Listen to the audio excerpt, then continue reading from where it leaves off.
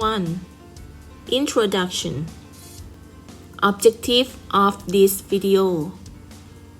After finish this lesson, students are able to 1.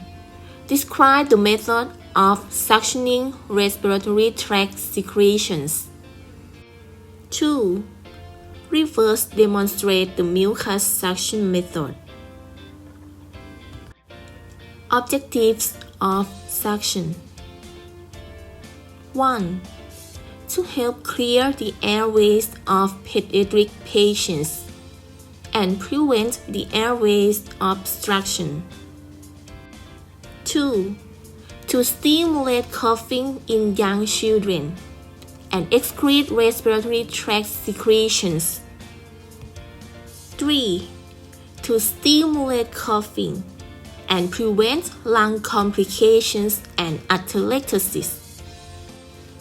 4. To collect sputum for laboratory testing, such as bacterial culture. Part 2. Equipment. 1. A suction machine, which consists of a pressure control gauge, a secretion container, and a hose for connecting to suction tube or suction catheter. 2.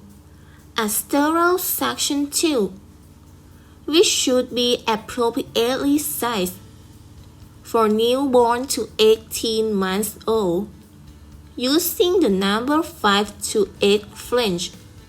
3. A sterile gloves. 4. A surgical mask. 5. A 500 to 1000 milliliters bottle of sterile water for washing the suction tube. 6. Infant swaddle. 7. A bin for infectious waste. 8. A stethoscope. 9. A fingertip oximeter. 10. A kidney-shaped bowl.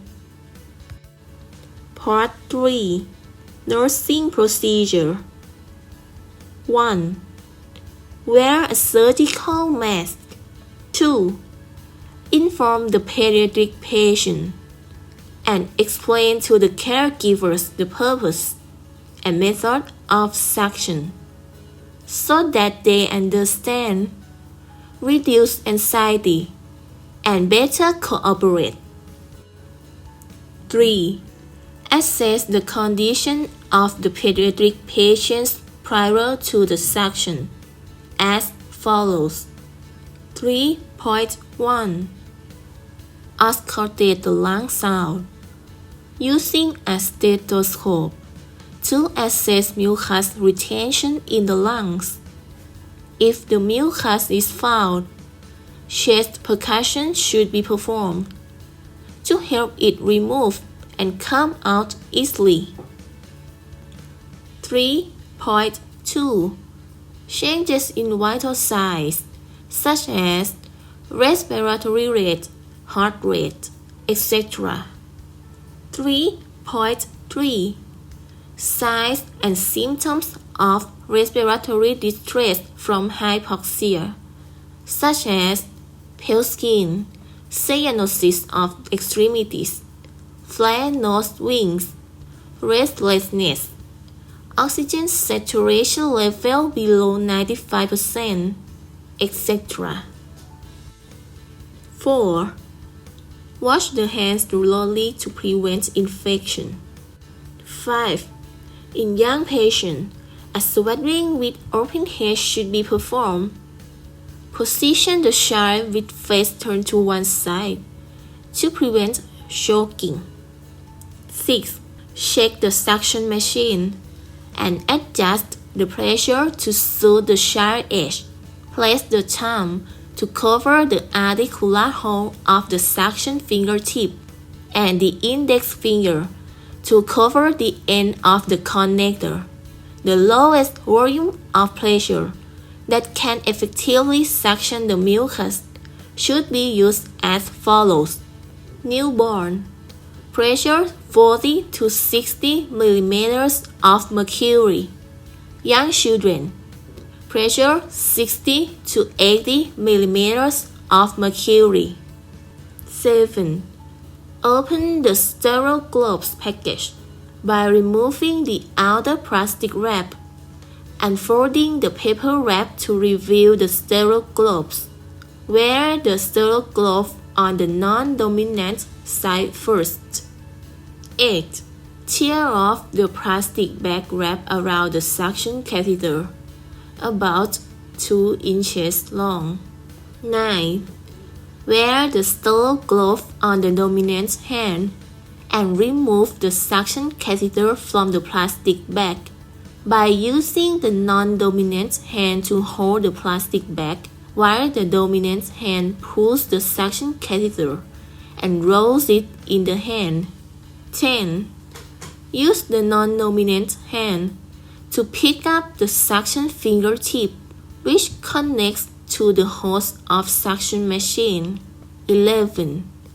Use the non-dominant hand to switch on the suction machine. 12. Check the operation of the suction machine with the thumb of the non-dominant hand, covering the articular hole of suction fingertip, and recheck whether the pressure level is appropriate for the pediatric patient. 13. Measure the depth of suction tube insertion into the mouth by measuring from the tip of the mouth to the earlobe, which in young children is approximately 2 to 3 inches deep. 14. Insert the suction tube into the mouth to the depth mark with gentleness. 15. Start suctioning by using the thumb of the non-dominant hand, covering the articular hole of the suction fingertip. At the same time, the dominant hand rotates the suction catheter 360 degrees and slowly pulls the catheter out of the patient's mouth. Each time of the suction should not take longer than 10 to 15 seconds. If the mucus is still there, repeat the suction until the mucus is clear. However, each time of suction should take a break about 20 to 30 seconds. 16. While suctioning, should observe signs and symptoms related to hypoxia, such as rapid breathing, dyspnea, cyanosis, increased heart rate, decreased oxygen saturation, etc. If any such symptoms are observed, stop suctioning for a while and help to correct the hypoxia first. 17. When the mouth suction is finished, disconnect the suction catheter and dispose of it in the infectious waste bin. 18. Use the suction fingertip to suck the mucus in the nostrils for 10 seconds each side. 19. After the suction is finished, suck the sterile water to wash the suction hose connect to the suction machine until clean, to prevent the accumulation of germs. 20. Switch off the suction machine. 21. Remove the sterile gloves and discard them in the infectious waste bin. 22. Keep the equipment in place. 23. Wash the hands thoroughly. 24.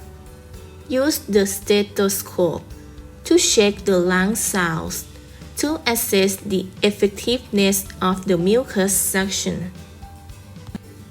25. Evaluate the patient's comfort and general condition after suction, and take care of the patient to rest. 26. Record a nursing note about the quantity, appearance, color, smell of mucus, signs and symptoms during and after suctioning, whether there are any complications or not.